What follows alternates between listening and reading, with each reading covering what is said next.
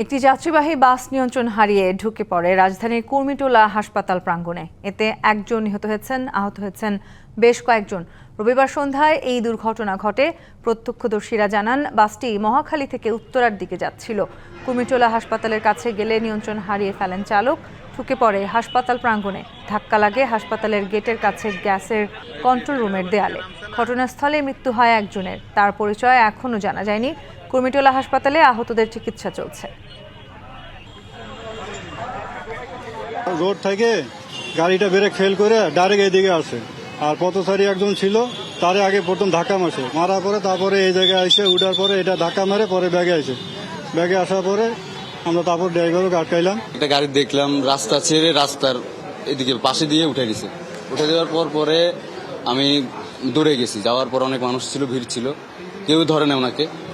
এরপরে আমি মানুষ ভিড় সরিয়ে গেলাম। যাওয়ার পর দেখি যে আমাদের একই সাথে কাজ করে রফিক ভাই। নগদ নিয়ে এলো হার না মানা হার অফার। সর্বনিম্ন 10,000 টাকা রেমিটেন্স নগদে পাঠালে থাকছে স্বর্ণের হার জেতার সুযোগ। আমি একাই দৌড়ছি, এরপর আমাদের সাথে আরো কয়েকজনই ছিল, দৌড়ে আসছে, সবাই মিলে দৌড়ে আসছি। স্পট ডেট হয়ে গেছে ওইখানে। এ বিষয়ে জানাতে কুর্মিটোলা হাসপাতাল থেকে যোগ দিচ্ছেন সহকর্মী হাসিব পান্থ। হাসিব, আহতদের এখন আসলে কেমন পরিস্থিতি এবং তাদের পরিচয় জানা গেছে কিনা? দুর্ঘটনাটি আসলে ঠিক কী কারণে ঘটেছে সে বিষয়ে জানাবেন আমাদের। উনি যেমনটি বললেন, বিশেষ করে আজ ঠিক সন্ধ্যা 7টার কিছুক্ষণ পরপরই আসলে যে যাত্রীবাহী বাসটি পরিস্থান বাস, সেই বাসটি কিন্তু মহাখালী থেকে উত্তরার দিকে যাচ্ছিল। এমন সময় নিয়ন্ত্রণ হারিয়ে কুর্মিটোলা হসপিটালের গেটে ধাক্কা লাগে এবং আমি যদি একটু দেখাই আমার পেছনে পথচারী হিসেবে একজন দাঁড়িয়েছিলেন, ঠিক তার ওপর দিয়ে কিন্তু বাসটি যায় এবং পরবর্তীতে তিনি তৎক্ষণাৎ এখানেই কিন্তু আসলে রক্তক্ষরণ হয়ে মৃত্যুবরণ করেন। পাশাপাশি যারা আহত ছিলেন, বেশ কয়েকজন আহত হয়েছিলেন এবং সেই আহতদের অধিকাংশই কুর্মিটোলা জেনারেল হাসপাতালে চিকিৎসা নিয়েছে, আবার অনেকেই কিন্তু তাদের বাসায় কিংবা অন্য জায়গায় চলে গিয়েছে।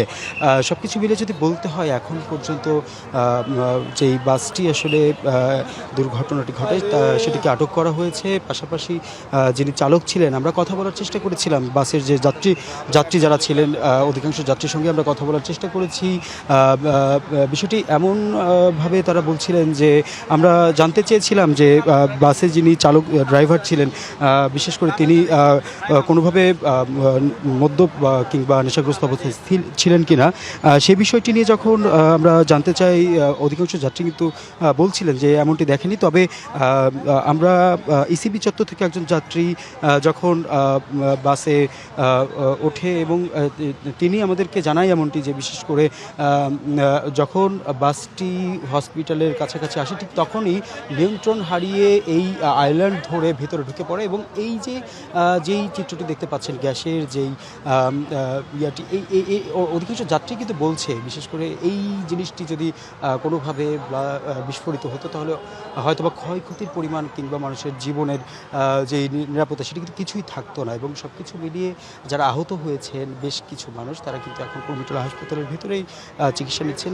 বিশেষ করে বাসের সামনের দিকে একজন যাত্রী ছিলেন, তিনি তার বাচ্চা সহ তারও মাথায় বেশ আঘাত পেয়েছেন এবং বাচ্চাটিও গুরুতর আহত অবস্থায় আছেন। এছাড়াও যদি বলি, অধিকাংশ যাত্রী যারা আহত হয়েছিলেন, দুর্ঘটনার শিকার হয়েছিলেন, তারা অধিকাংশই কিন্তু চলে গিয়েছেন। এবং এরপর যদি বলতে হয় সব কিছু মিলিয়ে তন্নি, এখন পর্যন্ত প্রশাসন বিষয়টিকে তদন্ত করছে এবং যিনি ব্যক্তিটি নিহত হয়েছে তার পরিচয় এখনও শনাক্ত হয়নি, তবে শীঘ্রই হয়তো শনাক্ত হবে এবং পরবর্তী যদি কোনো তথ্য হাতে আসে সেটি অবশ্যই তন্নি আপনার মাধ্যমে জানিয়ে দিব।